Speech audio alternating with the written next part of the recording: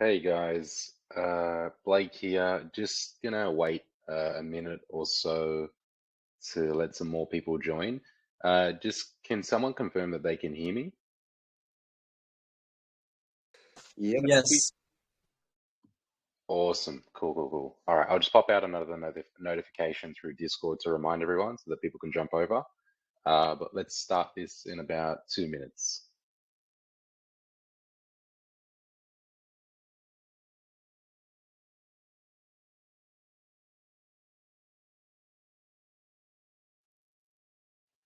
All right, I think that's enough time, guys. Be good to get this started.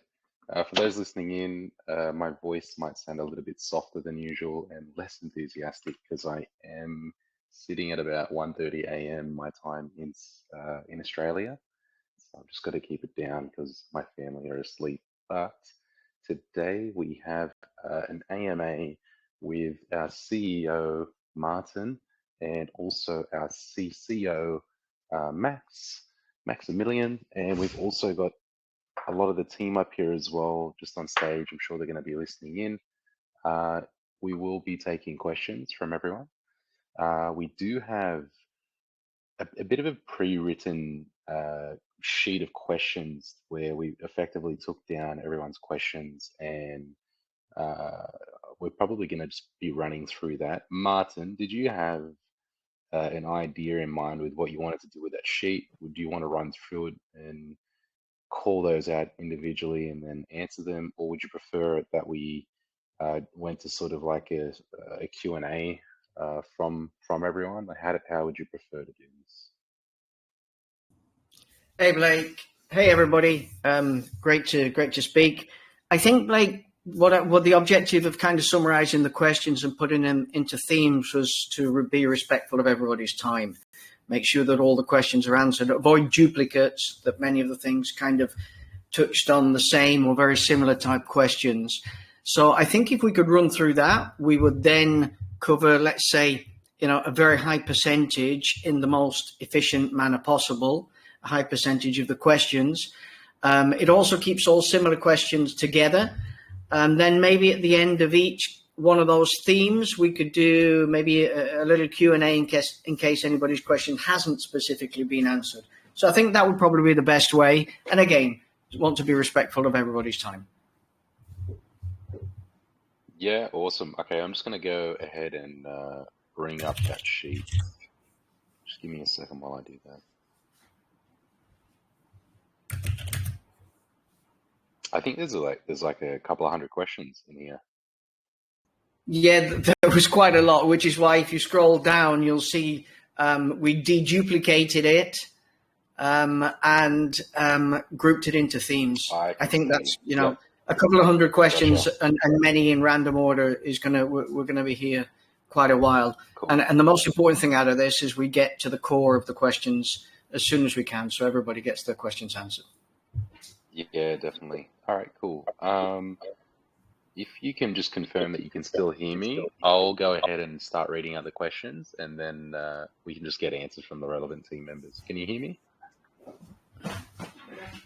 Yep. Awesome. All right, cool. So just going in order of the themes for today, we have tokenomics up first.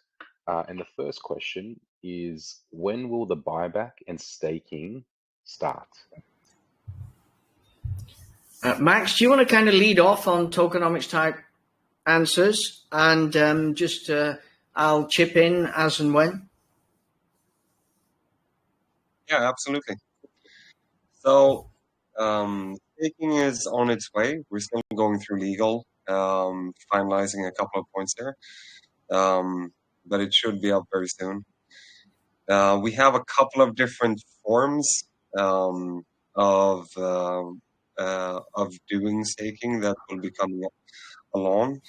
Due to us being in Switzerland and being a regulated company, we can't do all of the things in the same way that are normally done in Web3. So we have to go through a rigorous process to make sure that everything is aligned for the long-term health of the company. Now, on the buyback side, we have a ton of monetization partners coming in. We have a ton of monetization partners that are active, and that is just going to be growing nonstop. And as you can see, as we are announcing more and more monetization partners, that is going to be going up with the partners that we announce. And same on the game side. Awesome, thank you. So then I guess that answers the next question, which was, is the buyback in progress or is it scheduled? Yeah, I think just one thing just to add to that, Blake. The buyback, obviously we wanted to see how the first month of once the token was live went. We've also, as I'll explain just a little later, we've also been doing something quite exciting and revolutionary regarding our monetization options. So we'll speak about that shortly as well, because that kind of opens us up and really assures that we future-proof revenue by maximizing the computational resources of our users beyond just GPU sharing. So we'll go into that a little later as well, because that kind of touches on this, but it's indirect. The plan was always in Q2 that we'd start to do this, so we're on target for that. Awesome. So just to be clear, Martin, are you saying that the plan was to start the buybacks in Q2? Yeah, exactly. We knew that once we had the assurance of listing dates, we couldn't obviously do it before that. We wanted to buy the geomarks off the market for the buyback. Obviously, it needed to be on the market. So once we had a firm idea of listing dates, then we could kind of gauge things from there. Awesome. All right, next question. We are concerned about recent changes in token supply and their impact on the market dynamics. Could you provide insight into the decision-making process behind these adjustments? So what most people are referring to there is how our circulating market cap is displayed on CoinMarketCap. Now, the way that this is normally displayed, you guys can look at a ton of projects that were launched on Binance. Portal Coin is one of them, and a lot of different coins displayed the same way, where you have liquidity unlocked at TG, and that is then a part of circulating market cap. It's not a part of initial market cap. And the very simple reason for this is it's not being used on the market. It's not being used to be sold. It's there for being liquidity on exchanges and on dexes, so that you can actually buy and sell tokens in a low slippage way on all the exchanges. It's completely standard. It's how it's always done in the crypto industry. So it's just a misunderstanding between initial market cap, circulating market cap, and how liquidity is used within crypto. And for anyone pointing to the tweet from Binance, as I said, you can go and check out many different tokens from Binance Launchpad who displayed it the same way. So there's nothing strange. Cool. And then another question is regarding pre-sales and tokenomics distribution. Could you provide rationale behind the allocations? So pre-sale is normal. You have a pre-sale for a token. You sell it to different people that are helping your project in many different ways. And then they get their allocations, and it's distributed to them at different times. So different projects choose different levels of unlocks, different timings. For a lot of our investors, we wanted them to have the opportunity to get out during the bull market. One of the dangerous things for a cryptocurrency project, and what you see in the bear market with a lot of projects going to zero, is to have a lot of pre-sale unlocks going on in the bear market. And so now that we're looking at a pretty long bull market ahead of us, the timing of the unlocks, the vesting, the distribution is aligned with the market cycles. So as you have a bull market, you can handle these unlocks without any big problem. The the token can move accordingly with the market, and as long as the project is moving forward in the right way, that seems to be the optimal way to do it in crypto. And then when the bear market actually comes, you have a stability that you risk not having by not doing it that way. When it comes to tokens that are distributed, that are for treasury, etc., those are similarly not to be sold on the market. Those are for us to be able to use in strategic ways to build our ecosystem. For example, when the chain comes live, we need to have tokens available that we can lock up for incentivization for nodes, etc., and for creating our ecosystem and for building and rewarding the right type of things and getting everything done that needs to get done during the actual life cycle of the project. So those tokens are not going to be hitting the market in that way, and therefore will not have a negative impact in the chart. They are there to actually help, to actually build the community, to move the project forward, and to make everyone's tokens worth more. Awesome. That answers the next question too. And then moving on, kind of a strange question, but is there any hope for people that didn't withdraw their GMRX token? I'm not sure if that means to sell the token or if that means that their tokens are still locked and they haven't been able to withdraw them yet. I'm going to go with sell. I don't know withdrawn from where. Do they mean the platform?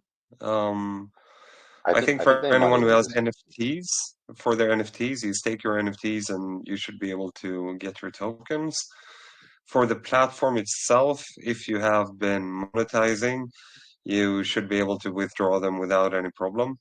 I think during a small period of time, a day or something, we actually broke Venly's infrastructure because we had too many users at the same time.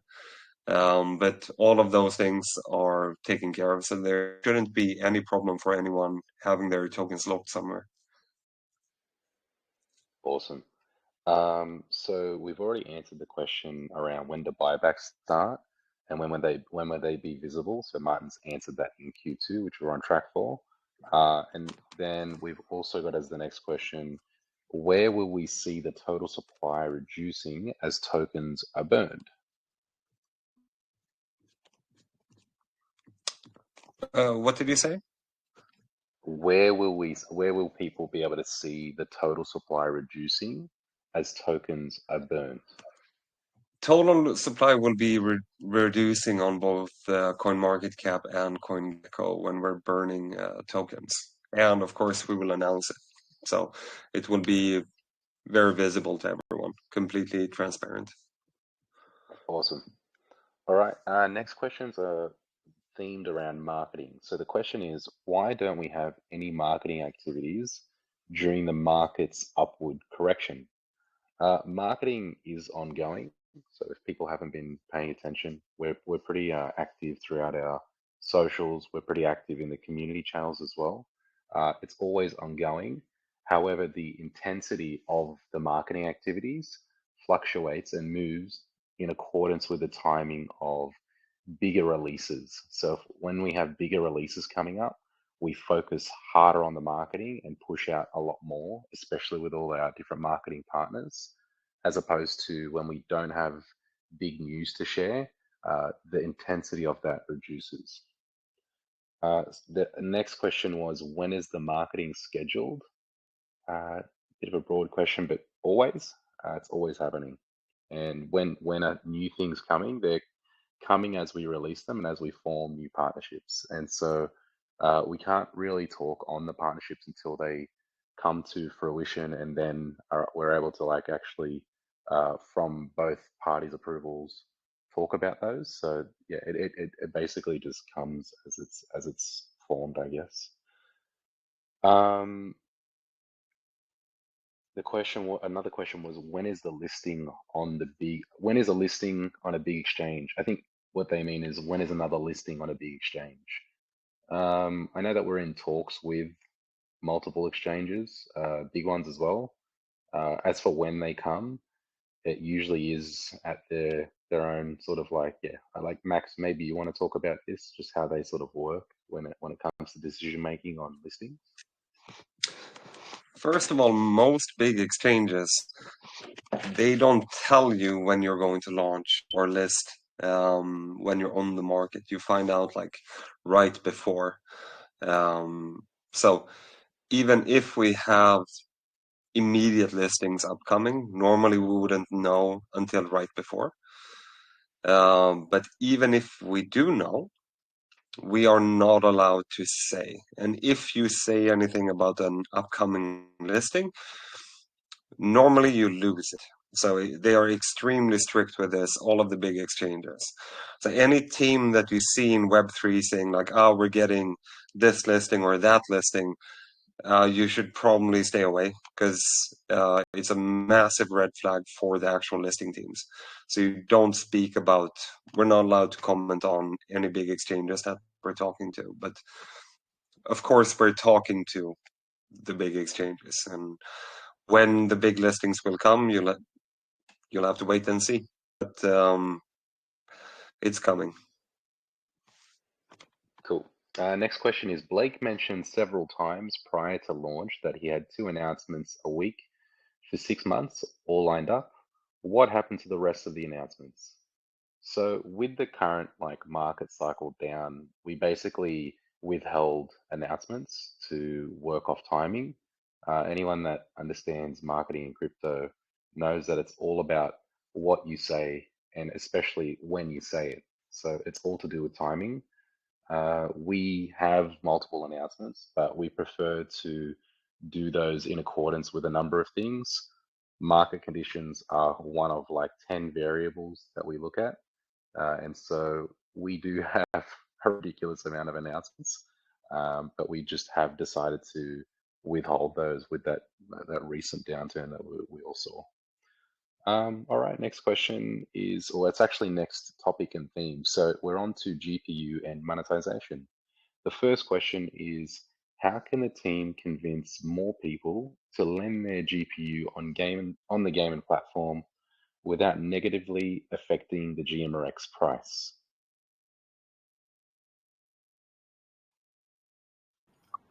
I'll take that one, Blake. Yeah. Firstly, the way we market is we're not marketing to people in a way to say, hey, come and share your GPU. We've built a gaming platform that's dedicated and aimed at the target market of gamers.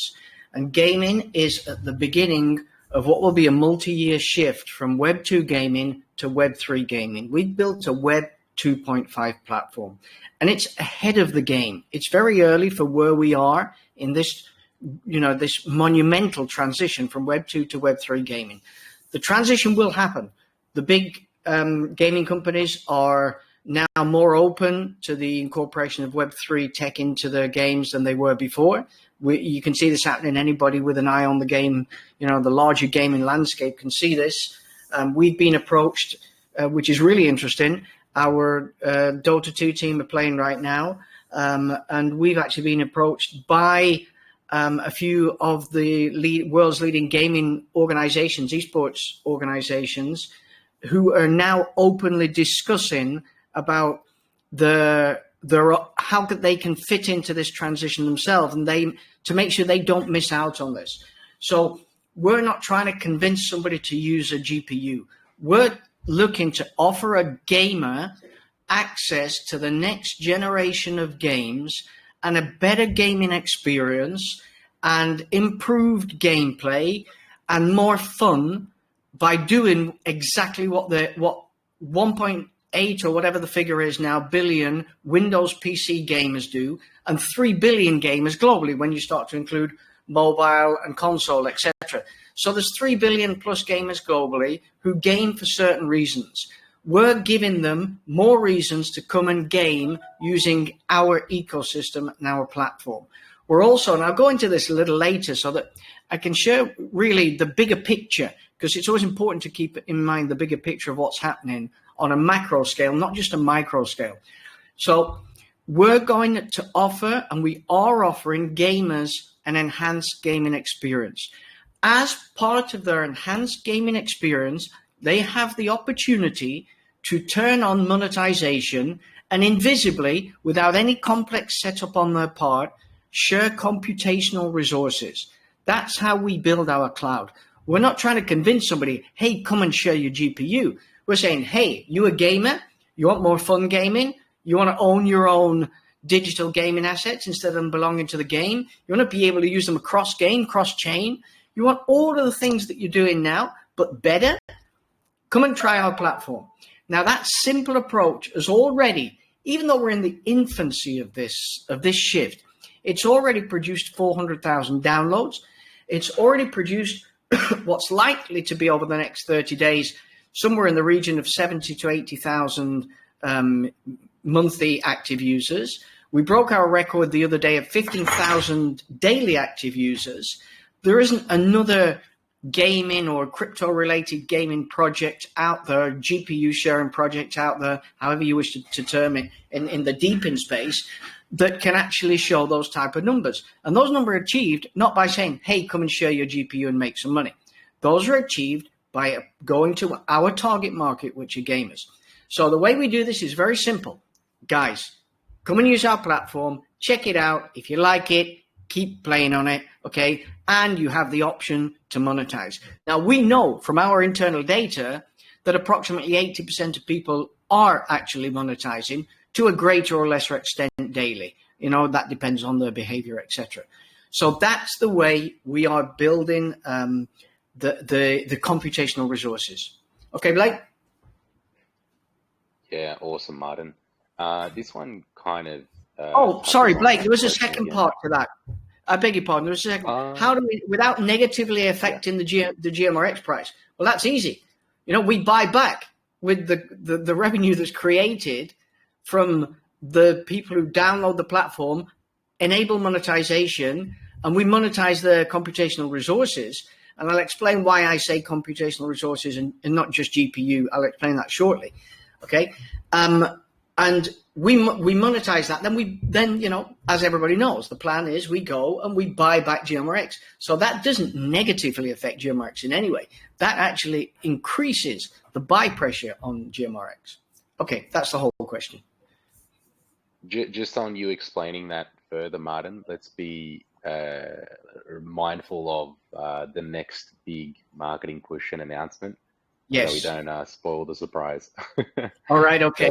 But, yeah. Okay. But the thing was going to be, so the next question is, how can Gaimin convince clients to rent GPUs from Gaimin instead of from competitors? Or the question could even be, how does Gaimin convince? Okay, well, I'll take that one as well. The same way you convince anybody if you're offering any type of product or service, the same way that you convince them to use your product, you know, as opposed to competitors in any niche. This isn't a gaming related issue. For example, our CMO, Andrew, and for people who don't know, he runs a digital marketing agency in Canada. He's been doing that for, you know, he's the owner and president of that company for about 20 years now. And he's had, I think the numbers were a little over 3,000 clients in 300 different verticals. And that's what he's been doing every day with his agency. And he's won a whole bunch of awards for doing that. So we're not, that isn't something we concern ourselves about.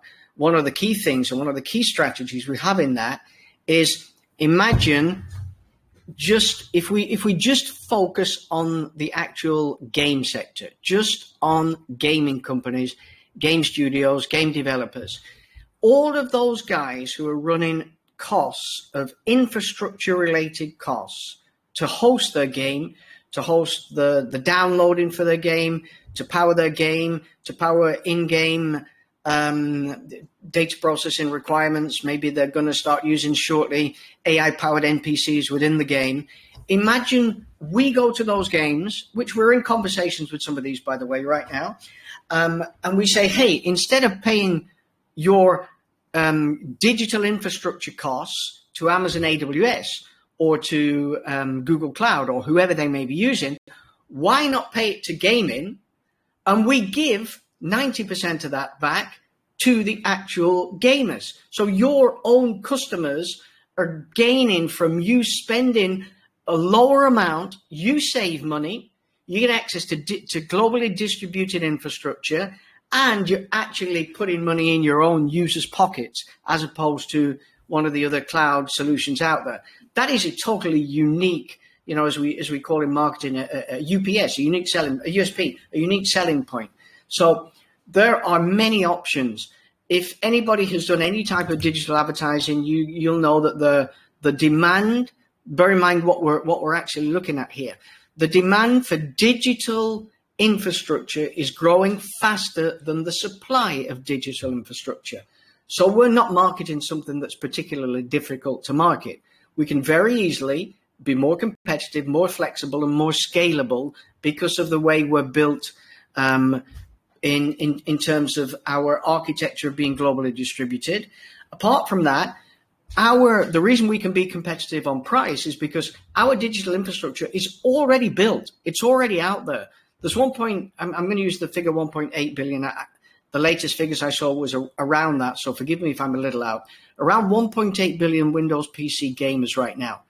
That digital infrastructure exists. It's connected to the internet now at high speed. So it's all there waiting for us to capitalize on.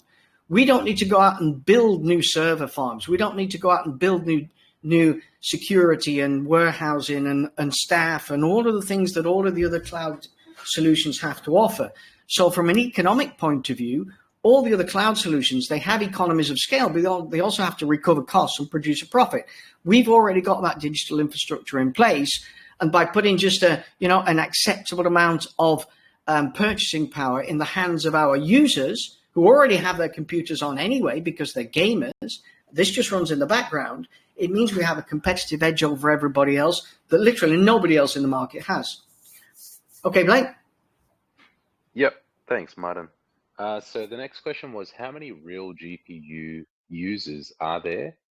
And what is the total revenue from GPU sharing? Okay, I'll do that one. When you say how many real GPU shares are there, I assume they're talking about, within the gaming network, not. I think they're definitely talking about, within gaming for sure. Yeah. Well, it's about 1,000 a day. Within that 1,000, that can go up actually. I think they can range between like 1,000 to 3,000 a day. Within that, there's a huge scope of capacity of GPUs. So some of them are extremely powerful. Obviously, you get the whole range of gamers and some non-gaming GPUs that slip into that. So the range of that is typified by the cross-section of any kind of computation resource that's out there. You've got high-powered, low-powered, medium-powered, etc. You've got some that are old that will be renewed. So we have 400,000 downloads, and I think our record so far was about 60,000 users online in a 30-day rolling period. I think we'll beat that over the coming 30 days because of the way the figures are looking right now. So let's just say we don't go to the 80,000, which I think we'll hit over the next 30 days. Let's say we stay at 60,000 right now. Those 60,000, out of that, you've got, again, some very high-powered, some medium-powered, some lower-powered. So bear in mind that one of the things that's heavily in our favor when you're talking about the gaming market, and this is one of the big factors that we actually decided to target specifically gamers, is because the whole gaming industry has built-in obsolescence. What does that mean?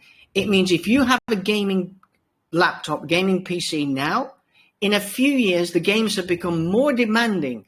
So you need a higher powered gaming computer to be able to actually run games.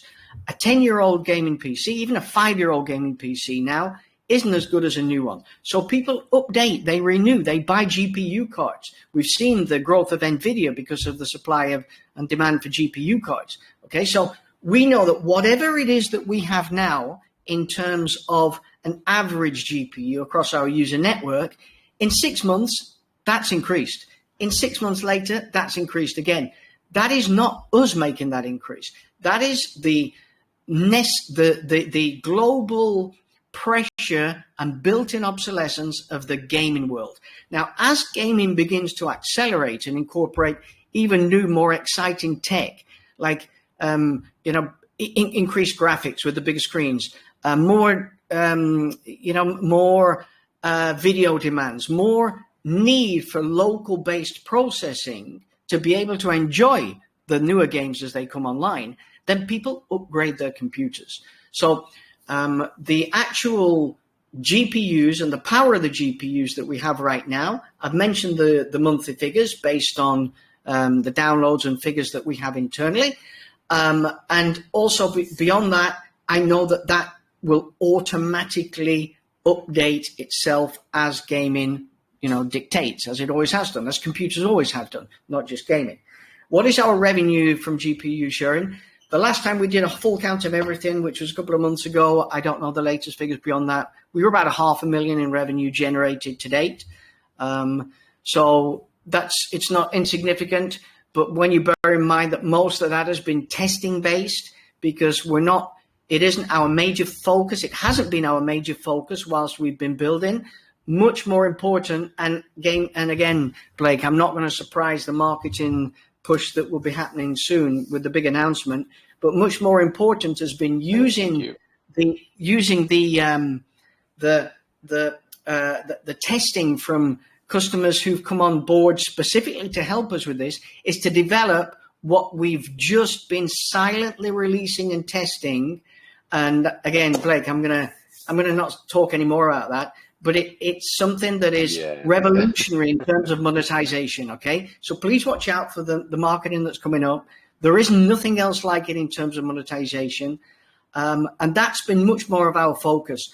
And I know our CMO Andrew is Canadian. He's a big Canadian ice hockey fan, and the most famous ice hockey player was a guy called Wayne Gretzky, and he has a very famous quote that's often used. And he said, the reason I scored so many goals was I skated to where the puck was going to be while everybody else skated to where the puck was. And that's exactly what we'll be announcing. We've built something that is where the monetization will be going. Blake, I'm going to leave it there. Awesome. Next question is, what strategies are going to be urgently implemented to involve non-gamer GPU providers by the way of using it as a passive income portal?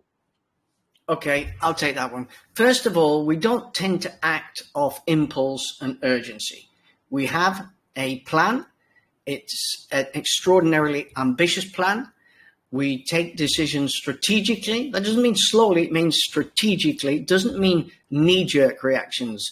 Once you start knee-jerk reactions type operations in business, you become a ship without a rudder on a rough sea, okay? You're constantly reacting to stuff as opposed to actually executing a well-thought-out roadmap that obviously must have the required flexibility in place.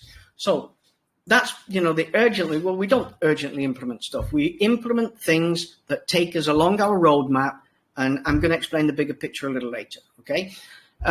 So the question was to involve non-gamer GPUs. We are not specifically aimed at non-gamer GPUs as a method of passive revenue.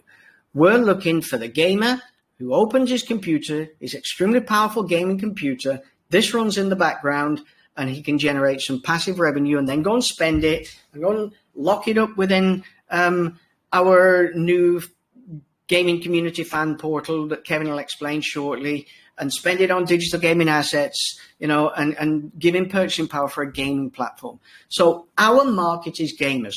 So we're not directly actually aiming anything at non-gamers. It's not, because it's just not our market. Once you try to be everything to everybody, you become nothing to nobody. So with that in mind, what I will say is in the longer term roadmap, we do have let's call it an enterprise version, slimmed down version without the gaming side, that is on a distant back burner for enterprises to be able to actually monetize their computational resources when, let's say, their office staff aren't using them. So this was something that we came across with internet cafes whilst we were in South Korea, and it sparked something as an idea for us for future. Now, right now, we're not dedicating time and resources to developing that, so please don't, ask next week about this type of thing. It's on the back burner. So although they are non-gamers, it is much more of an enterprise style option for the future. Okay, Blake? Thanks, Martin. The next one is the amount of GMRX reward given to GPU lenders adjusted based on GMRX price and Gaimin's revenue from GPU rentals?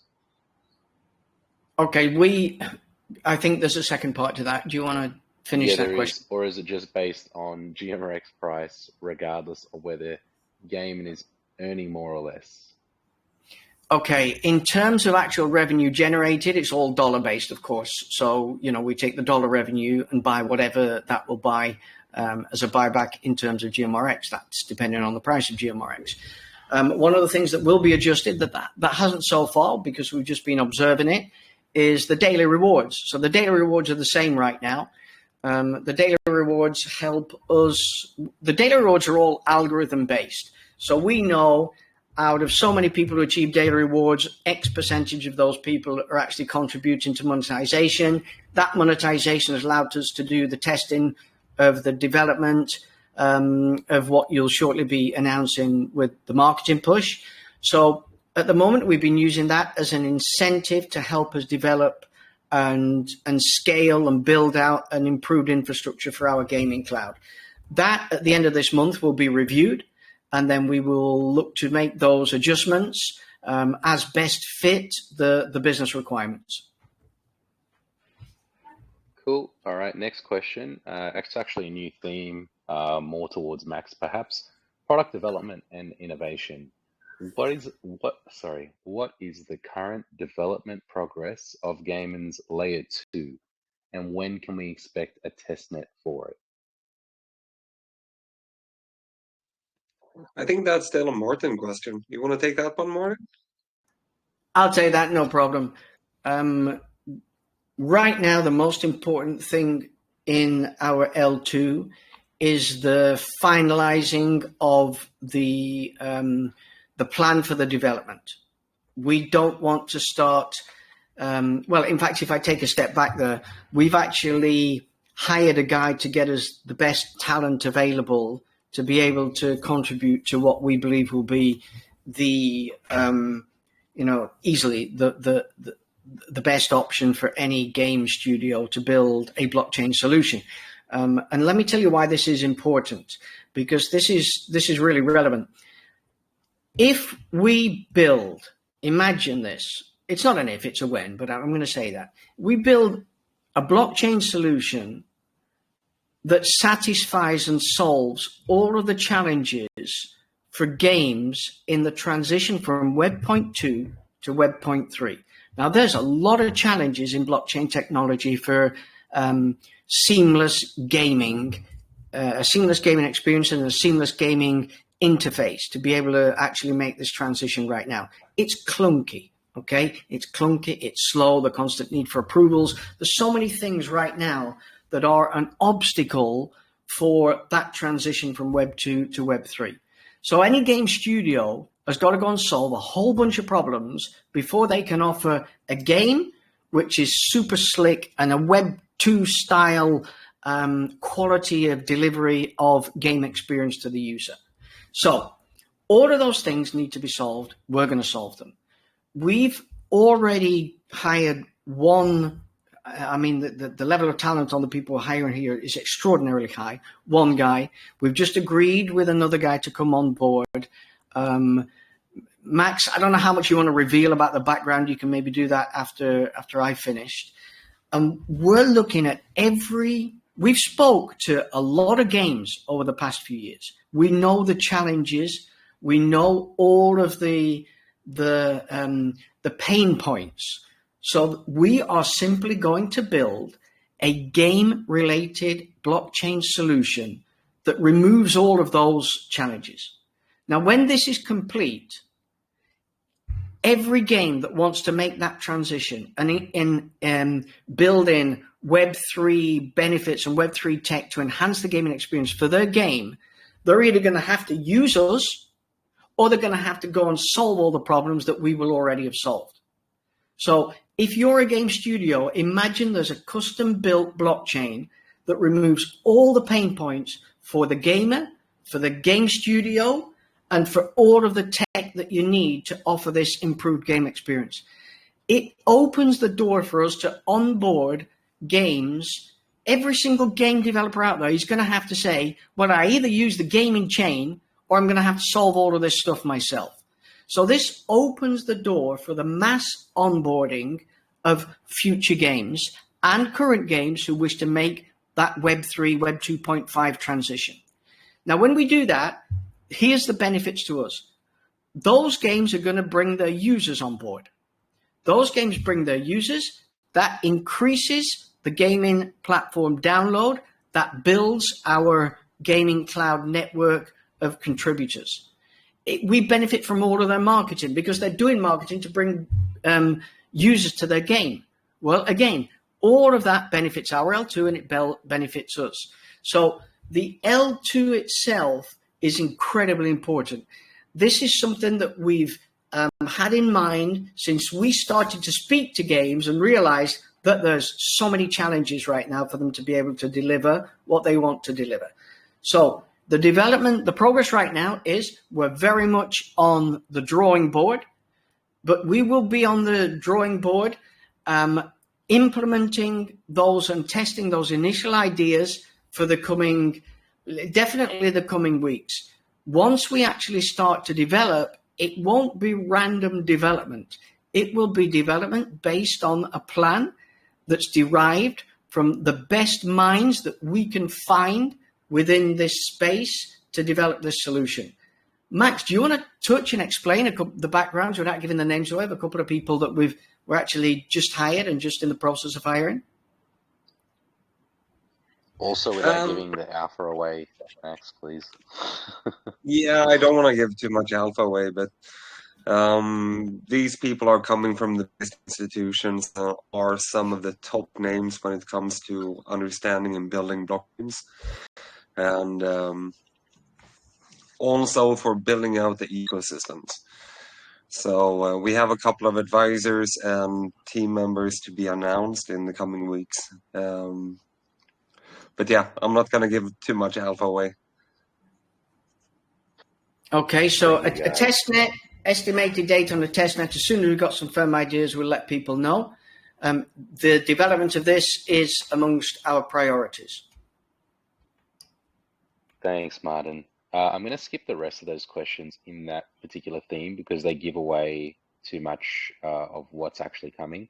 So moving on to governance and strategy as a theme, why is GMRX not a governance token? Okay, I mean, I'll take that one. I've spoken to somebody who operates, I've spoken to a few people actually who've experienced with governance tokens.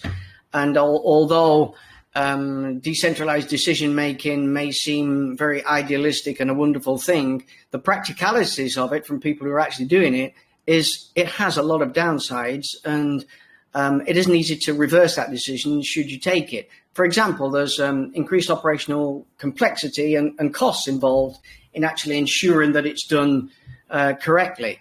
So that requires funding, and that requires ongoing management and setup, etc. There's also, and this was two of the points that really stood out when I looked into this, was the, let's call it the misalignment of interests. Decentralized decision making, it often clashes with the reality that larger stakeholders in that decision-making process, they can and obviously do exert what you would call a disproportionate influence, which may not be reflective of everybody's interest, and it may not be reflective of the longer-term goals of the actual company. And that leads on to the second one, is often those decisions can be more, let's call them speculative focused than utility or long-term focused, because the government's tokens can be more focused on producing immediate speculative trading type action. That means that the decisions and the roadmap that's being executed isn't necessarily in alignment with the, let's say, more well thought out, longer term, more stable decisions within an ecosystem. And besides all of that, let's make no mistake, there are legal and regulatory challenges with that type of governance. It can increase the scrutiny for security laws and lead to potential kind of legal challenges, US-based especially. And that could be costly from a compliance point of view. Now, we've already been through a lot of legal and compliance and regulatory challenges. We're in a landscape where those compliance and regulatory challenges, they are literally changing continually. So to be able to handle even more regulatory challenges isn't something we're particularly enthusiastic about right now. So on the big picture, the governance and strategy token option isn't something that's on our roadmap. What has been considered later down the line is to take kind of some elements of platform and game decision that could be used, whereby it is an obvious benefit to take advantage of user experience or gamer experience to make certain decisions. So on a bigger picture, that isn't something we're looking at directly right now.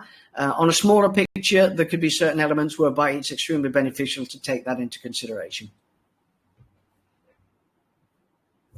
Cool. Thanks, Martin. Got a few next questions. So what concrete steps is Gaimin taking to address the potential challenges of scalability and interoperability within its ecosystem? Okay, I'll take that. First of all, from a platform point of view, we built the platform from the beginning within something called what's it called? The programming framework. Max, what's the name of the I can't remember the name. Within the programming framework that's used, Electron, I beg your pardon. We built it within the Electron programming framework. That's a framework that's used by Slack, by, I believe it's WhatsApp, by Microsoft Teams, by Facebook Messenger. So those are platforms that are built for infinite scalability and interoperability.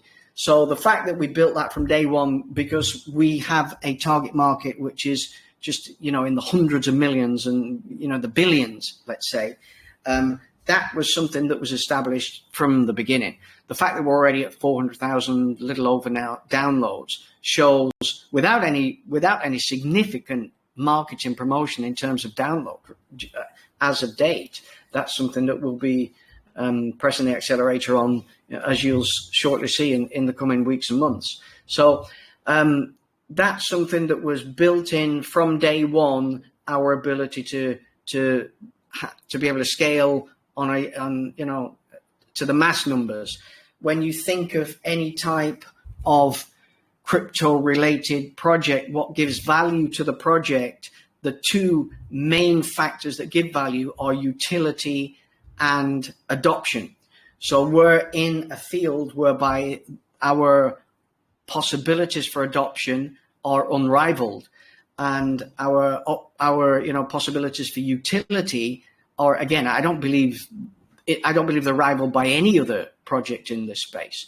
So our ecosystem is built for complete interoperability. We've built the world's first interoperable digital gaming asset. We're the first company in the world to do that. The second company in the world to do that was Sony. So from day one, interoperability and scalability, we're well aware of the challenges.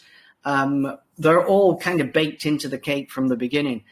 Blake mentioned earlier that one of the biggest challenges with software, he mentioned earlier that we sent so many users to Venly over a 24-hour period. We actually broke their infrastructure.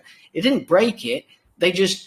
You tend to scale when you're building software solutions with a safety net in your digital infrastructure that's underneath your software. So we sent that through the roof one day with Venly, and it just their digital infrastructure. It didn't break Venly, it broke the digital infrastructure. There's too many users. So we know what can happen even with significant sized projects.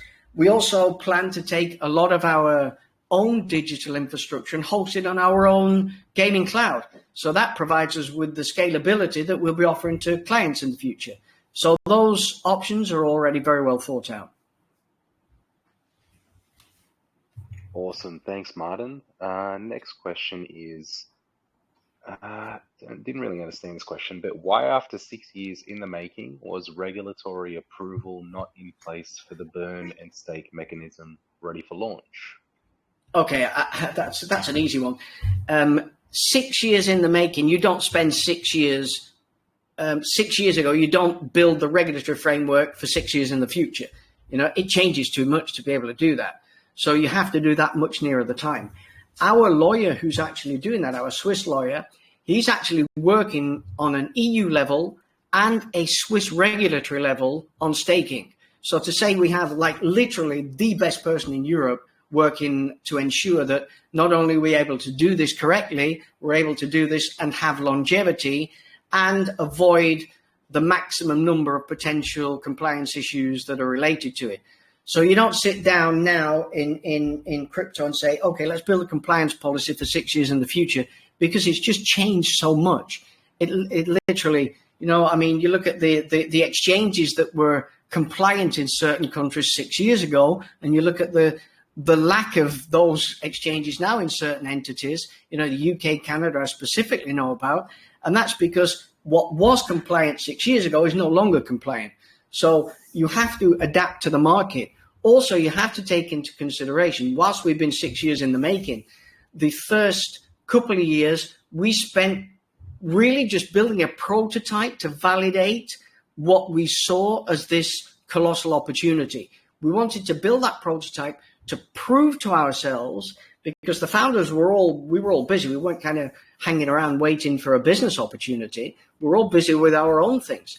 So we wanted to prove to ourselves beyond belief, beyond any doubt, that what we could build would meet market demands. And it wasn't until we built that prototype, and I live in Spain. We have a friend who helps co-organize Madrid Games Week, which is the largest Spanish-speaking gaming event in the world. And it wasn't until we demoed our platform, our beta version, at Madrid Games Week to gamers, not to crypto people, not to anybody else, to gamers at the largest Spanish-speaking gaming event in the world. We demoed it live. That was 2 years into the project. And because the acceptance was so incredibly, overwhelmingly powerful, that's when we decided to take this whole, the whole business way more seriously. And then we started to put significant funds of our own into it. Then when Max came on board, we started to, and that wasn't until 2022 that we actually started to raise VC money. So it's 6 years since the company was incorporated, you could say. But until we actually really started to accelerate, it was only when VC money started to come in 2022. And we've hired the top legal compliance experts in the field. All of those are token owners, by the way. So they're not just taking fees and laughing. They're all heavily involved at a token level within the project. And yeah, so the compliance that we will have, which is due imminently. We've had quite a few conversations in the past weeks with them. The compliance we will have in place will be the most up-to-date and most accurate and most detailed and most flexible that is possible in our regulatory regions right now. So does that guarantee it will be in a few years? Of course not, because things change. But it does mean that we will be right up to date and be able to offer the highest possible protection for these solutions. Thanks, Martin. Next one is, are Gaimin going to forfeit that 10%, bearing in mind the income they get from Gaimin Gladiators, and put that towards the burn for the first 2 years? And that 10% yeah, I'm going to deal with that one as well, because there was another comment that I saw, which was kind of covered here, which somebody said, what about the 10? You're keeping 10% for the team. What about the project? Okay, that was another comment, again, related to the 10%. Well, if the team's keeping 10%, what do you mean? What about the project? 90% is for the project. You're kind of answering that question yourself. So, and the 10% that's going to the team, this doesn't go in the pockets of us guys. This goes towards the ongoing development and costs and running costs of everything we're doing at Gaimin. So that 10% won't be forfeited. that 10% goes towards the construction and building and revenue generation of actual gaming. Now, gaming needs to become a profitable company so that we can run this business, indefinitely. And that's part of the reason why we're not forfeiting. On the contrary, our aim is to build such a powerful company that we've got money to invest in the best regulatory, the best lawyers, the best compliance. We can go and expand like we have done our gaming gladiators. We've gone from 4 teams last year to 12 teams this year. Now, the reason we've done that is because we're not putting money in our pockets here. We're reinvesting because we know what can be built and we're capitalizing on it. So for us to forfeit means we would forfeit development, forfeit resources committed towards building the ecosystem. So, yeah, the answer is we won't be forfeiting it. We'll be reinvesting it in the development of gaming. Awesome answer, Martin. So next theme is financial transparency and reporting. The first question is, will Gaimin inform the public about its revenue on a monthly or quarterly basis? Okay, I'll take that one. The gaming organization has Gaimin UK, Gaimin Switzerland. We've got GG in Canada. These are companies that are report to the tax authorities, do accounting. We have, accounting and revenues and books and everything that's submitted. So there's nothing secret about what we do. Our lawyers and our accountants are token holders, so they know everything that's happening. There's nothing hidden at all in anything that we do. I'm guessing that's what is meant here is, are we going to publicly disclose to token holders and make available all this information that is freely available anyway, by the way? There's nothing hidden. So we are developing we have a series of internal stats and reporting that we've used to date. It's become a little dated now because it was built from our first prototype and we've kind of added bolt-on things to it. We've hired a guy who's coming on he's our chief financial officer. He's been on board with us for a little while now. His name's Nokvi. He's from Yale University. He's an ex-professional athlete. He's one of the smartest guys I've ever met in my life. He's a CFO from another company. He came from that company to us. He earned less because he wants to be part of something great. He wants to be part of something that makes a difference. And that is a common theme, by the way, on the people that are joining us for our L2 blockchain solution. So one of his tasks is to produce a full and complete business intelligence solution for every part of gaming, so that us as founders, owners, C-level executives can literally see what's happening on every single KPI. Now, we've had quite a lot of meetings to build the foundation of this. What are the KPIs that are needed? In which area are these KPIs needed? And that's covered from downloads to monetization to how many daily rewards produce active users, to every single piece of the puzzle we could think of. How many downloads produce a user who monetizes X amount? How does that affect revenue? How do these marketing channels produce an ROI? So we're developing this. Now, this is not a simple task. This is going to take a good 12 months to get to a model that incorporates everything that we're about to be building. So as from a reporting point of view, we will take some of that business intelligence. We will look at what can and what can be intelligently shared, and we can share what can be intelligently shared. Now, there are things that shouldn't be shared by a company.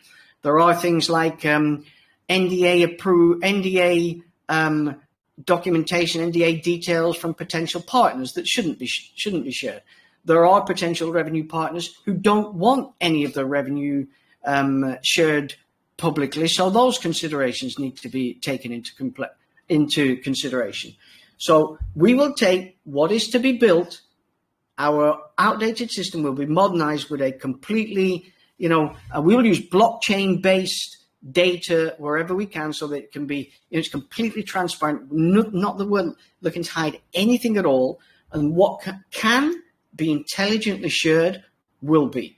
Now, to give you an idea, I saw one of the questions. I don't know whether it's covered later, but let me cover it now just in case, Blake. Somebody asked questions of how can we prove user data. All of that is publicly available. You can go to Dune, D-U-N-E. You can do a search on Dune for Gaimin, and you can see on there our daily active users, which is blockchain-based, transparent, immutable, 100% reliable information. So nobody has to believe anything we say in terms of monthly active users or daily active users. It's all publicly out there. DappRadar as well, but they're having quite a lot of challenges just recently from a tech point of view. But they pull the same data as Dune do, D-U-N-E. So go to Dune, type in Gaimin, take a look. You'll see we recently broke 15,000, and all of that information can be, looked at publicly. So again, what we can publicly and intelligently share, we will. Awesome. The next question is, could you please provide an update on the status of liquidity lock? Max? So liquidity, all the liquidity that is there is always going to be locked on the exchanges, locked in the sense as it will always remain on the exchanges and in the dexes to be used for liquidity, and so that the slippage is low for anyone in the community that needs to trade. That will never change. So it already is, and it will remain. Awesome. Next question is, we seek clarification on the continued display of liquidity as unlocked after 28 days. Could you provide updates on this matter? I don't think I understand the question. Can you repeat that? Yeah, sure. We seek clarification on the continued display of liquidity as unlocked after 28 days. Could you provide updates on this matter? I mean, so in the tokenomics, the liquidity is unlocked, but it is going to remain on the exchanges for being used for liquidity.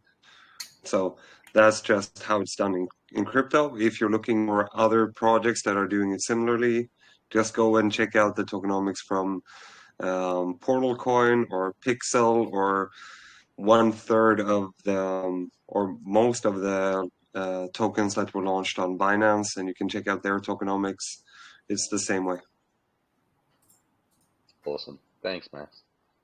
Next one is, please provide monthly reporting on the net demand for GMRX through all channels versus unlocked staked tokens, so you can see the impact on market. I don't even think that's a question. Sorry about that. I think it's just someone making a statement. Okay, next theme is community and user experience. What do you think about season 1 ELO performance, success or failure? I think, Martin, you had a pretty good answer on this the last time we asked this question. Yeah, you and I spoke about this the last time we spoke about in the Discord AMA, Blake, and I was probably the hardest person in the world to convince to actually do this, as you know. So my skepticism of giving away tokens for the ELO promotion, I have to say, Blake's argument was very good. I looked at the data afterwards, as you always have to, because anything that you do in business, you need to look at the data. In business marketing, whatever aspect of it, look at the data, see what you can learn, see whether you took the right decision or not. If you did, great. How can you improve it? If you didn't, what can you learn so that next time you adapt accordingly? And when we looked at the whole spectrum of positive and the negative effects in terms of potential buy pressure and negative comments that happened, FUD related type comments, I have to admit that the positives easily outweighed the negatives. So season 1, it was very much a success. I think what tends to happen is people don't see all of the positive side when there's FUD comments that are generated. And that tends to taint the view of the overall picture. So I think that's basically how how I explained it the last time we spoke about this, Blake. If there's anything I missed, just feel free to chip in there. Something I'd like to add to that too is so at the time that we were doing a SocialFi platform, Block Games were another organization doing it. And what showed me even further, even though we already knew it was a great success based on all the data, what showed me even more that it was a great success was the sheer volume of community thanking Gaimin publicly and in our Discord, so publicly on X and in our Discord, saying what an amazing job we did because they felt like probably cheated by Block, I think was like the common denominator of comments. And we basically had like a standing ovation of not only DMs, but tweets and a whole bunch of other things, which was pretty cool because it happened after the fact, which was awesome. And then even just the way that we handled the the people that forgot to submit wallets and all those other parts, like I think people really appreciated that and knew that we were there to do the right thing, which is really cool. The next question was, how will season 2 play out? No dumping, right? So season 2, if we do decide to go ahead with it, will have literally zero impact on the price. Without giving away why that is the case, and I do mean zero, that's a guarantee. But without giving away why that's the case, basically, if we do it, this has been like planned for 1 to 2 months already how we would do it. But we'll release that when it's time, if we do decide to go ahead with it. But yeah, if we do decide to go ahead with it, it'll have literally zero impact on price. So yeah. Next question is, does Gaimin intend on introducing the ability to purchase, download, and play popular Web 2 games on the platform? On the platform, the popular Web 2 games, Rust and the others that we've got on there, you do need to actually purchase them. Yeah. I do believe that on some of them, I can't remember because I bought the games myself, obviously, so that I could play and test the platform. I can't remember. There used to be a link actually within there to be able to go and buy them directly. I don't know whether that link is still there. But that was there. That was there, and I'm assuming that's still there. Yeah. Awesome.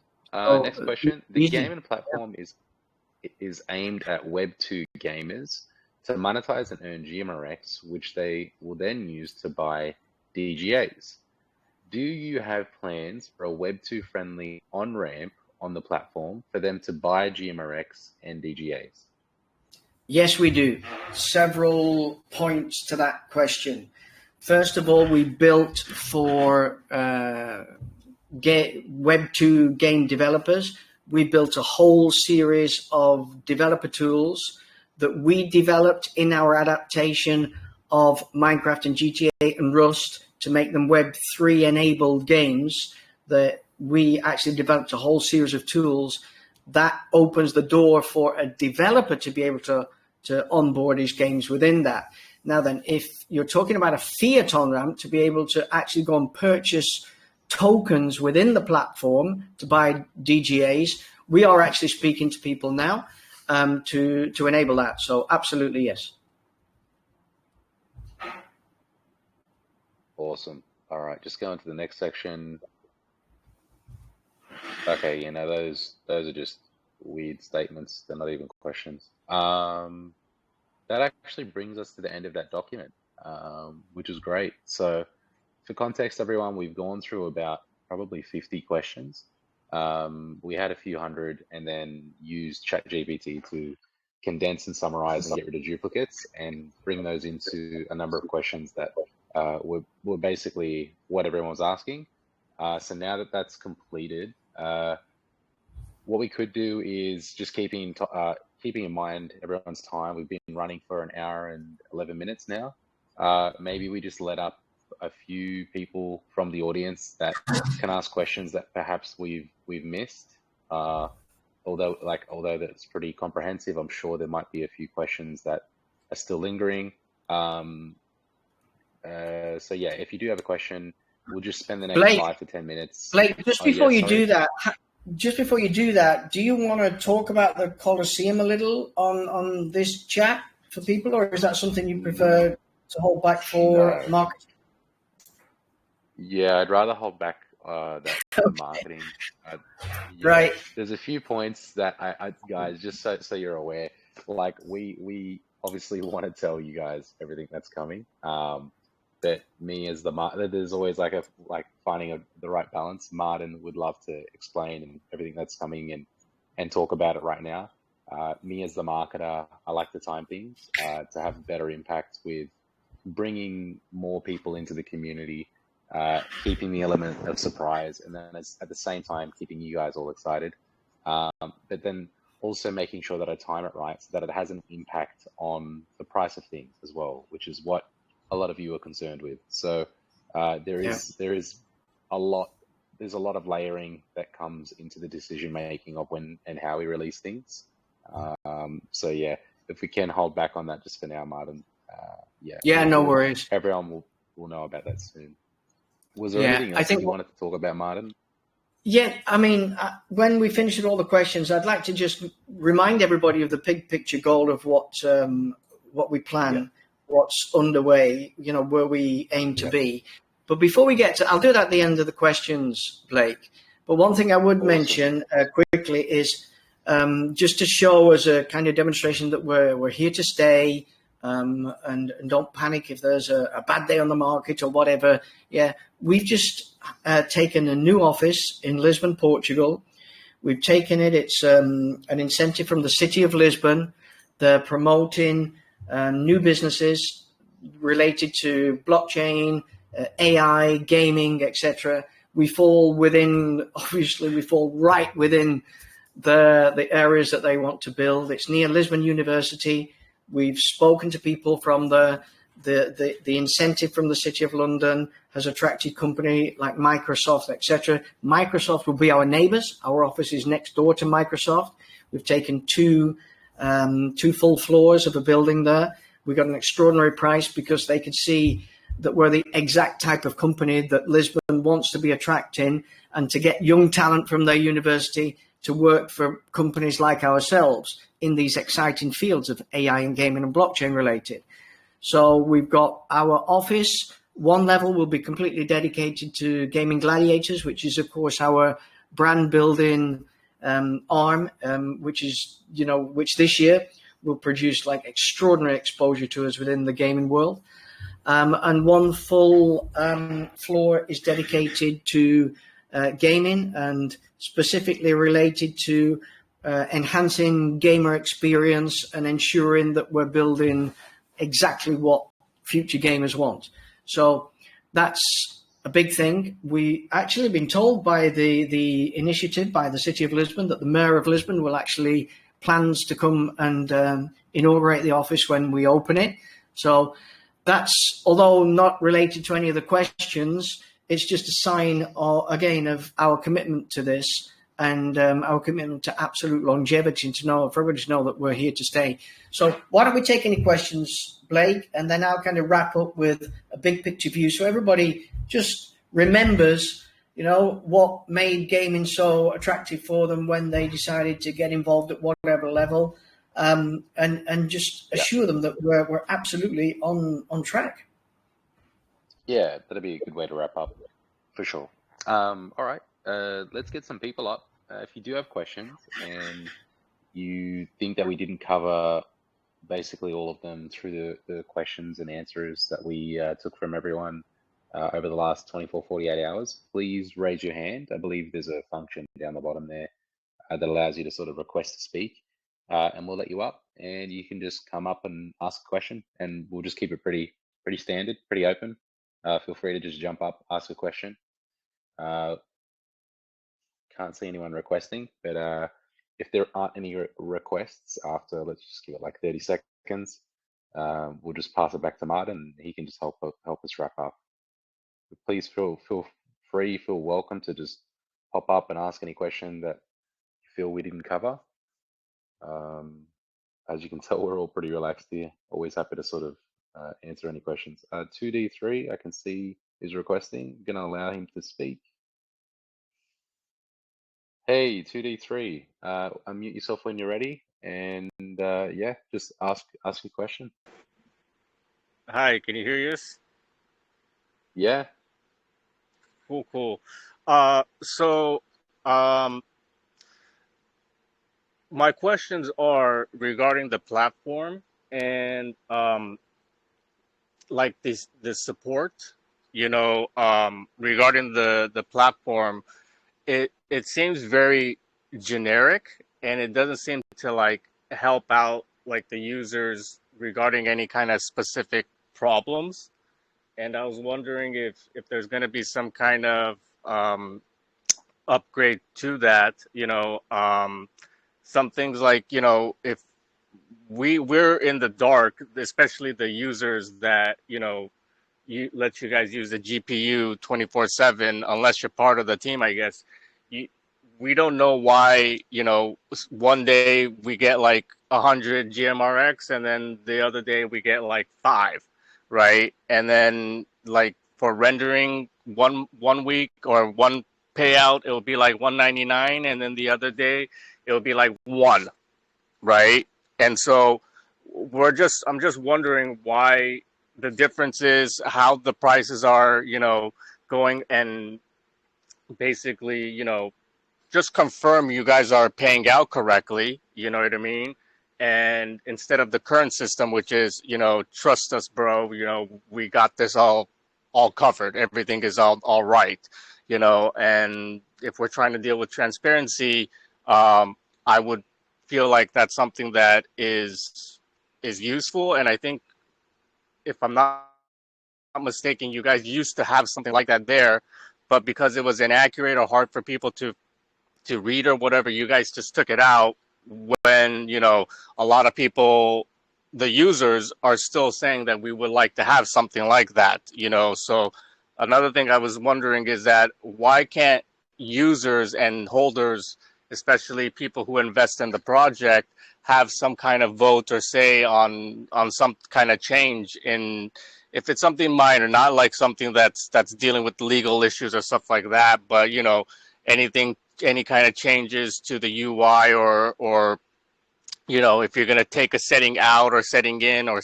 something like that, like, why can't we have some kind of say in all that? And another part is that, Martin mentioned something about it. If you can, let's just go one question at a time, because Okay. just for the sake of productivity of the conversation, maybe just ask one question, and then let Martin or one of the team answer. And then if you do have another question, why don't I just answer the questions that have been done to date? I made a quick note. I hope Perfect. I've got them accurate. So from a support issue, there's only so many, typically speaking, there's only so many issues that happen from a support point of view. The ticket resolution extraordinarily high. So it's very challenging on multilingual, multi-country enabled Windows systems that have got various levels of upgrades, to try and find some of the very small minority of issues that may be personally related. So from a general point of view, our overall support ticket solution is very, very, very high. If anything slips through the net there, our team look into it. They then decide what that feedback goes into the development team to see what can be done. Bear in mind, we are not Microsoft. We do not have 10,000 support staff to be able to dedicate to the fast growth that we have. So you focus on solving the majority of the issues in the most efficient manner possible. Do some slip through the net? Yes. But I can assure, from a percentage point of view, that is less than 1%. So from a general overview of support, we're very good, because we have been since the beta version, since the prototype that we built, we've been resolving issues and building on top of resolved issues. So it is very high. For now, we're happy with the status of that. And if some slip through the net, we'll do our very best to get those answered. because it also adds to our knowledge base for future development. It's double advantage for us to solve it: a happy user and that knowledge built into future development. So that's that. One thing from the rewards that are sometimes higher, sometimes lower, and that is because we are at the moment very much in the infancy of monetization, as every Deepin project is right now. So this isn't a gaming related thing. Every single Deepin project out there right now is very, very much in its infancy. Those that publicly report or have available reporting, you can go and take a look yourselves, and you can see that the volatile nature of the demand for the processing power or whatever it is that they're choosing to share. The low level and volatile demand for that means that the rewards vary significantly. So, of course, everything's being paid out correctly. Don't forget, our accountants are token holders. Our lawyers are token holders. There is nothing that isn't fully and accurately reported from internally. As for an external reflection of that reporting, we will look at our business intelligence and see what can and should be shared, as I mentioned before. So again, valid points, in complete agreement with your first two. The rewards, the volatility in rewards will continue until we reach a stage whereby we have, mass and constant and consistent demand for those computational resources.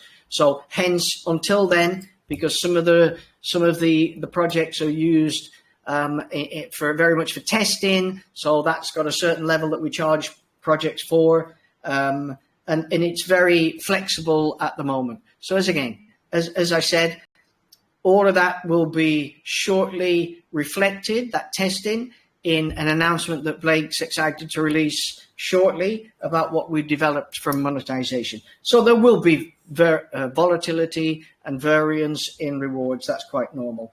As for the decision making, as I mentioned earlier, on a large scale, that's very complicated.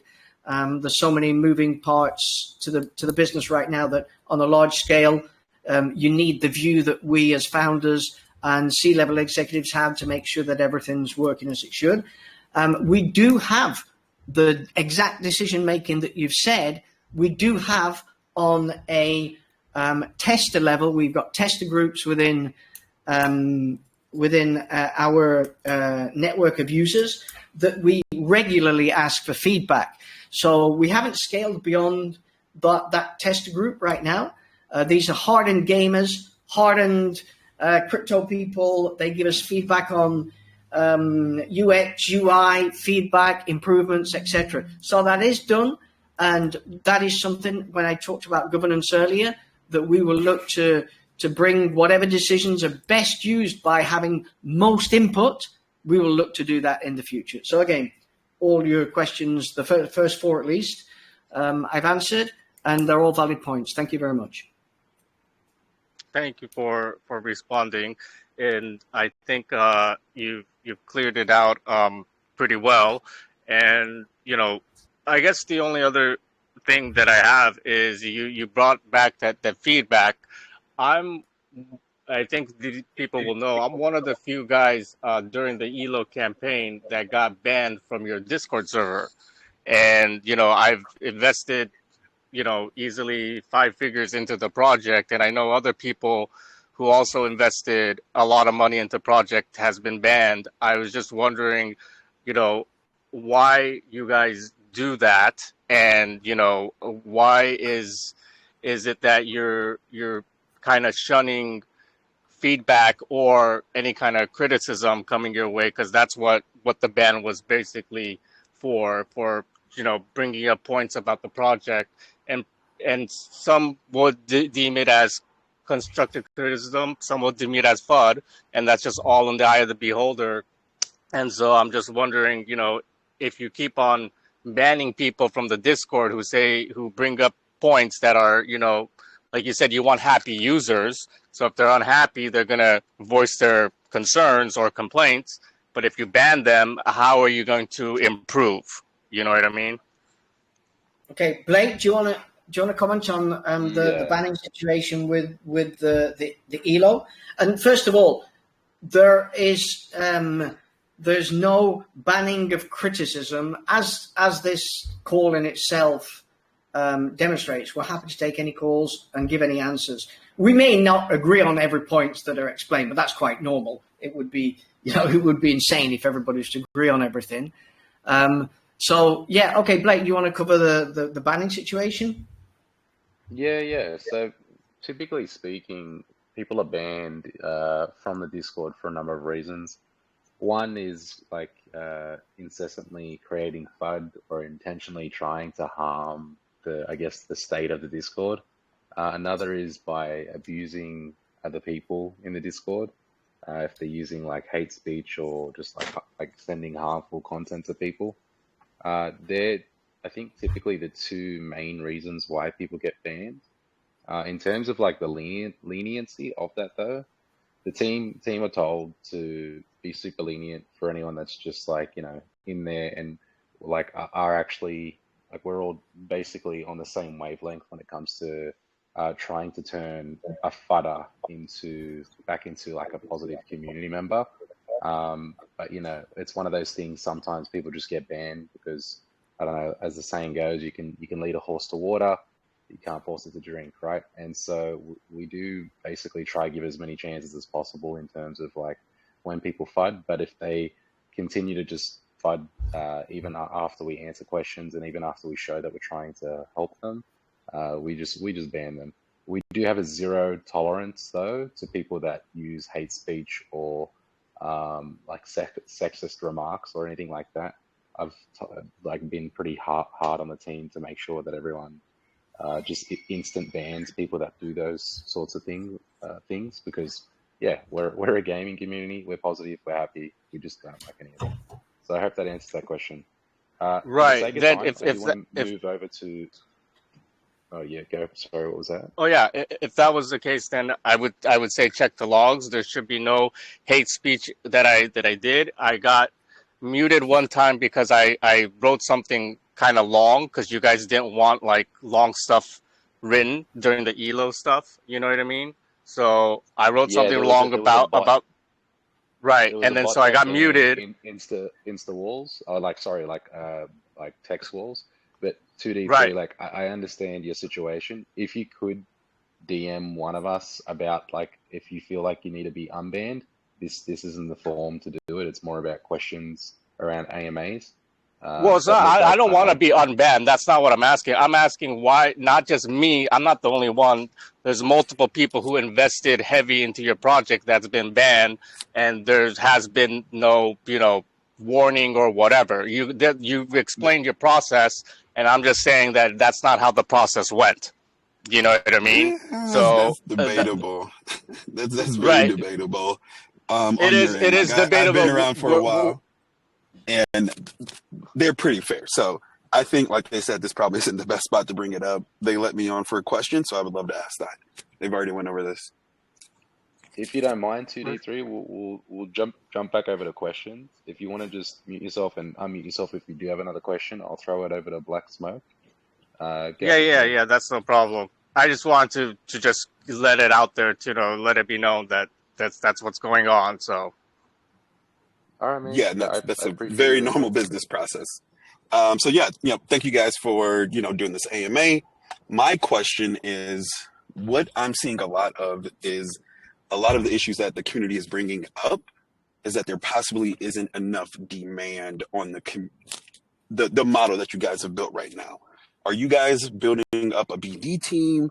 How are you going out to search for these projects that are actually going to use the network? Okay, I can answer that one. Max or Martin. Yeah, I can answer that one, no problem. Firstly, the demand in general across DPIN is still very, very much in its infancy. Some of the gaming-related projects, for example, that we've spoken to, their objective is to do a structured transition from the, let's call it the centralized solution they have in place right now, and to do a structured transition to decentralized because of the benefits from it. But obviously, a big business who's running significant digital infrastructure right now, they're looking at this space more every single day. So they're cautiously looking to make that transition. The tech team can see the advantages. They can see the cost advantages. They can see the improved advantages in having distributed technology, which we all know about. That's why everybody's in crypto, decentralized. So that demand is set to explode, and it's set to explode in the coming years, which is why there is a huge land grab in the deep-in world right now, and it's why some of the cleverest VCs in the world are actually looking to build out these foundations. So I don't know whether you recall, but just recently, Sam, what's his name? The guy from ChatGPT, Sam Altman from ChatGPT, thank you. He talked about looking for a $7 trillion investment scheme to build digital infrastructure. And he's one of the smartest guys in this whole space. In the growing demand for processing power and hosting power, very few people know more than this guy. And he knows what's coming in terms of demand. And he wants that structure and that fund built now so that it's already in place. He wants to be ahead of the curve, not behind the curve. Now, when we ran our calculations recently, we calculated, and again, this isn't an exact calculation. We estimated that there's about $1 trillion worth of digital infrastructure sat there right now in the global gaming community. Now, when the cleverest people in the world are looking to build funds, to build digital infrastructure, which is exactly what we're doing, then we know we're in the right place. So are we early? Yeah, we are. Are we ahead of the curve? Yes, we are. Are we well positioned? Extraordinarily well positioned. That means there's longevity in the business. People will come in this many years from now. We're ahead of the curve. That's really important when you're building a project in this type of tech, where tech moves quickly. And what tends to happen with tech solutions is things happen slowly at first and then very, very quickly. For example, I've spent since the year 2000, a little before actually 1999, but I'd say the year 2000, just it's easier, right? In e-commerce, digital e-commerce. And I saw nobody having a website, and then the adaptation was slowly, and then overnight, everybody had a website. I saw very few people take initial interest in social media, then all of a sudden, everybody had one. And tech tends to happen like that. You reach a point in tech adoption where the gradual adoption tends to look like it happens overnight at a certain point. That's exactly what's going to happen now.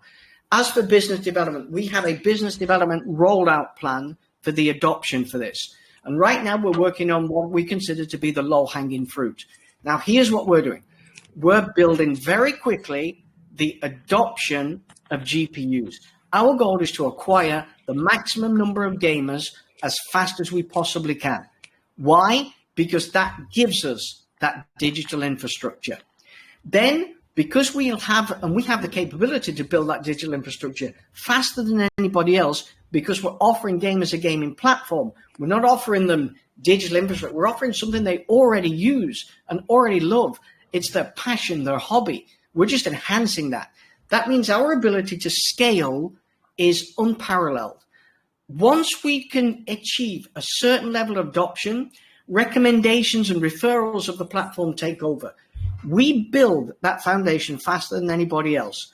We then become the significant, the preeminent and dominant supplier of distributed computational resources. Some of the projects we're speaking to now are also deep in. We're looking to provide them with deep in resources because they can't get them as fast as we can. So that is the low-hanging fruit. We will not move on to phase 2 until we've dominated that low-hanging fruit. That means right now that we're ahead of the curve. It means it's early. It means revenue isn't what it will be in a few years. But we'd sooner be early in this. We'd sooner be a few years early than one day too late. Because when tech adoption happens, a day too late, and again, I'm figuratively speaking, is huge. So again, I hope that answers your question. I may have kind of gone a little extensive with the reply, but I hope that answers the question. No worries. That's the exact detail I was looking for. So for me, 10 years in the tech space in Silicon Valley, help build out $2 billion companies from the sales and marketing perspective. So my last question is, yes, that's the low-hanging fruit. Are you guys expected to keep your BD sales team, everything in-house, or are you going to outsource it? We have hired somebody who has come on board. He's a top recruiter in the tech space. We actually gave him a test, which was a crazy test because the guy told us how good he was. We actually gave him a crazy test to see if he'd connect us with somebody. And I really shouldn't say who we're, so I'm not going to. Yeah, you can hold names. You can hold names. Right. And he did. So we couldn't believe it. So this guy's job is to fill every need within our growing ecosystem. This guy's very expensive, but he's come on for half tokens because of his belief in the project. So we will be building an in-house.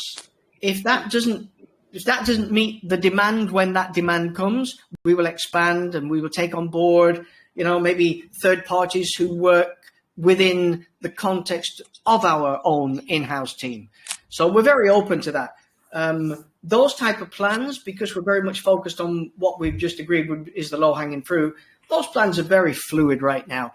And as you know, within the tech space yourself, you need flexibility. Flexibility is strength in the tech space. Absolutely. Appreciate the time. You're very welcome. Thanks, Black Smoke. Going over to Les F Go. Oh, let's F and go. Oh, that's great. I just love it. Cheers, fellas, for having me on. Can you hear me all right? Yep. Yeah, fellow Aussie. Let's go. Cool. Yeah. Hey, appreciate the transparency, fellas, and everything you're doing. It's exciting stuff. My question was directed at you, Martin. You answered it before. I just didn't quite get the answer that I was after about introducing the ability to purchase and play Web2 games on the platform. I basically meant that in a way as, will you guys be kind of competing with Steam in a sense, where you can purchase, bring on like Call of Duty and other popular games like that? I know it's taken a bit of a back step and going Web 2 when you're trying to go Web 3, but I feel like it'd be a... Okay, that's slightly, I slightly didn't answer. Yes, you're right. I didn't answer that. Maybe I didn't understand the question fully. We don't know how a lot of the big games are going to behave in terms of the speed of adoption of Web3 or what platforms they'll allow to sell their products on in the future. What we certainly do know is that there is, every single day, these guys are looking more towards Web3 as the adoption starts to, to gain steam, if you will, pardon the pun. There's also the whole new generation of Web 2.5 and Web 3 games. And we will become the platform that they want to launch on. So that opens all of that up for us. Again, without being able to directly see into the future, we have a good feel for where gaming's going, because we have, I think we've got like 60 professional players on the books now, plus the management staff and team and trainers and coaches and things for Gaming Gladiators. We have an insight into the gaming world, what gamers want, where gaming's heading, probably as strong as anybody does. So yeah, we're very flexible in that. If that can be offered, we will offer it, because our whole objective is that the gaming platform must be driven. It must be user-centric. It must be driven by the gamer's needs. So if that's what the gamer wants, that's exactly what we'll look to implement. No, good stuff. Yeah, I just thought it'd be a good way to bring on Web2 users as a bit of a seamless bridge between the two, and be able to spend GMRX tokens to purchase those kind of games and that as well. But yeah, it sounds good. Good. Thanks for the question, Les. Thank you. Cheers, guys. Thanks, Les. Martin, I reckon back to you for the wrap up. Okay, what I think a really good way, because it can sometimes look a little complex and confusing when you start to look at all the pieces of any project in Web3. I think a good way is always to kind of make a comparison or an analogy to a project that everybody's familiar with. And I mentioned earlier that I've been in e-commerce for many years, and I actually was online and actually saw the launch of Amazon when Amazon started. One of my first clients was actually a trader who taught Wall Street traders, and he sold trading information. And as a result of that, I started to take notice of stock market and some of the big companies just because one of my clients was doing it. And I saw Amazon expand, and I think it's a really good analogy to look at the comparison. If somebody wanted to start e-commerce right now, you know, and I did this with my brother, by the way, which is why I've got such a good insight into exactly what Amazon offers. If you've got a product that you want to sell and you want to go and try and do that and sell that product yourself, you need to go out and build a website, buy a domain name, host it, design the website, design it in a way that sells the project, the product, because there's layouts that work and layouts that don't. You need to do promotion and then kind of establish, warehousing, fulfillment and delivery and support and all of those sort of things. It's very complex. Now, when my brother launched a business he had 2 little baby twins, and he launched a business in products related to babies. He just went to Amazon, to a product that Amazon had. It's called FBA, Fulfillment by Amazon, and they solved every single need for anybody who wants to move into e-commerce. They gave him a proven web page that's designed by the best people on earth to sell. It's designed to sell. That solved all of the main issues, all the hosting issues, all the website issues, all the design issues, all the updating and maintenance and ongoing, security updates to the website. They provide a community of customers. People go to Amazon to buy. They don't go to Amazon to look around. They go to buy. It provided in with a promotional option that you could pay for promotion within Amazon. So you could literally pay to advertise to Amazon buyers who were buying similar stuff. It has a rating and feedback system built in that he didn't have to design. It took payments for him that he didn't have to go and set up all of the payment system. The payment processing, the warehousing, the delivery, the fulfillment, the support, the refunds, everything was solved for him. So Amazon has grown from humble beginnings as selling a book, but the goal of Jeff Bezos at the time when he started to sell books was, I want to sell everything to everybody. And he's done well gone and done it, right? Now, I saw the development of this because they took away all of the pain points for anybody who wanted to develop an e-commerce business. Now, he focused throughout the whole time, and I specifically followed Amazon, he focused on long-term strategy. He did not react to make decisions that were reactionary based on markets. And I remember seeing Amazon's price crash. They crashed 95% at one point.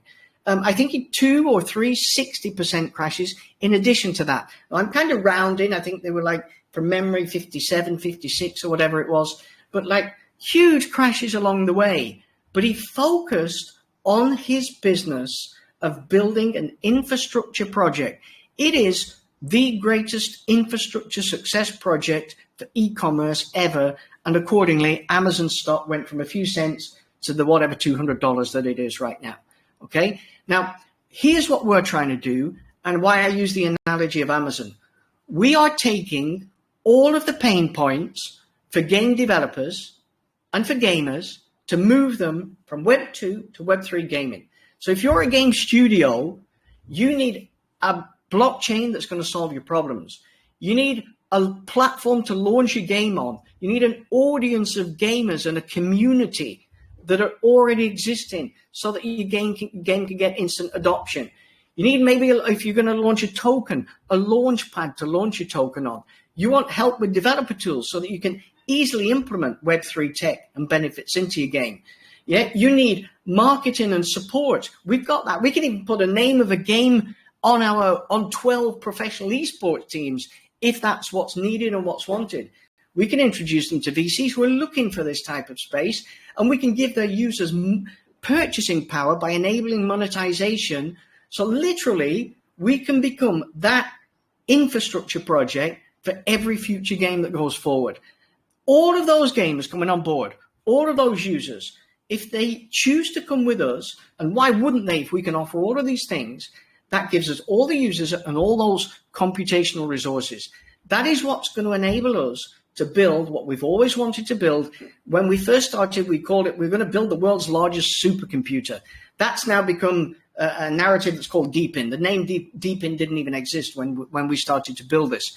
And we're going to build the biggest Deepin project by harnessing the resources of that global gaming community, because we're going to solve all those problems. Yeah. So I think that big picture, just to bear in mind that don't worry if there's a red candle. Chill out, relax. It's okay. We're on target. We're building what we need to build. We've got the foundational elements in place to be able to do it. We've got a fantastic team. We've got funding. We've got offices along the way. We've got exposure, and we've got access to some of the best brains and best tech in this business. So, Blake, that's just it's a little random, but that's just kind of a reminder of the big picture overview of exactly what we're doing here. Awesome. Thank you so much, Martin. Guys, as I said at the start of the AMA, it's quite late for me. It's 3:20 a.m. I really during the day do sound a lot more enthusiastic, as most of you have heard me on Spaces before. But look, we are going to wrap it up there for sure. Martin, thank you so much for your time. Max, thanks for jumping in, and to everyone that came up and asked questions, do appreciate it. 2D3, just reach out to any of us if you have any other further queries, man. And to everyone else that listened in, thank you for joining us. Really appreciate it. And yeah, that wraps it up for our AMA. Yeah. Talk to you soon, guys.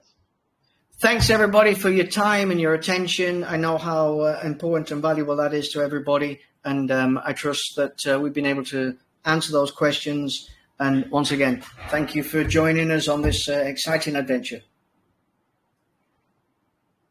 Take care, guys.